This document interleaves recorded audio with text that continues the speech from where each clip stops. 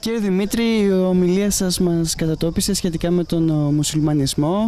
Καταρρύψατε πολλά από τα στερεότυπα που νομίζω πολλοί από εμάς είχαμε.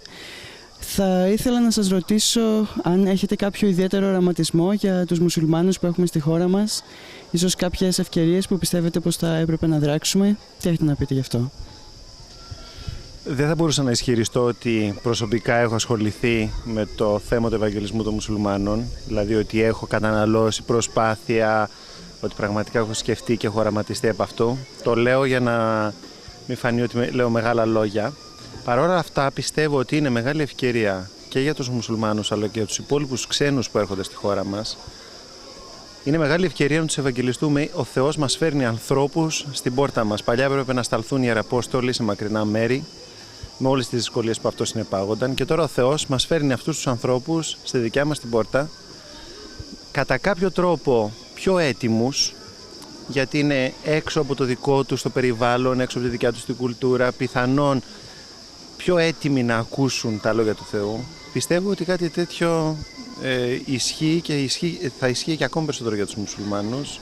Ξέρω ότι υπάρχουν κινήσεις και εκκλησίες και άνθρωποι που έχουν οραματισμό και ασχολούνται και πιστεύω ότι νέα παιδιά που θα ενδιαφέρονταν για κάτι τέτοιο πραγματικά μπορούν να βρουν ήδη οργανωμένες προσπάθειες, είτε εκείνοι να πάρουν πρωτοβουλίες προς αυτή την κατεύθυνση. Πάντως θα ήταν μια εξαιρετική ευκαιρία ώστε αν κάποιοι από αυτούς τους ανθρώπους επιστρέψουν πίσω να ευαγγελίσουν άλλους και να ευαγγελίσουν επίσης και τους μουσουλμάνους που βρίσκονται στη Δυτική Ευρώπη και στην πατρίδα μας. Ευχαριστούμε. Το θέμα του μουσουλμανισμού είναι κάτι έτσι αρκετά εξειδικευμένο και έτσι από περιέργεια θα ήθελα να σας ρωτήσω ποιο είναι το αγαπημένο σας βιβλίο, έτσι, γενικώς. Τι σας αρέσει να διαβάζετε? Το αγαπημένο μου γενικά, ποια είναι η περιοχή που με ενδιαφέρει περισσότερο? Έχω αλλάξει ενδιαφέροντα με τα χρόνια. Παλιά με ενδιαφέρε πολύ απολογητική. Αυτό για έναν λόγο που δεν είναι, μπορώ ούτε και εγώ να τον εξηγήσω απαραίτητα. Έχει μειωθεί το ενδιαφέρον μου προς αυτή την κατεύθυνση. Αυτή τη στιγμή με ενδιαφέρει πολύ ερμηνευτική των κειμένων, διδασκαλία, θέματα διδασκαλίας, θέματα ανάλυσης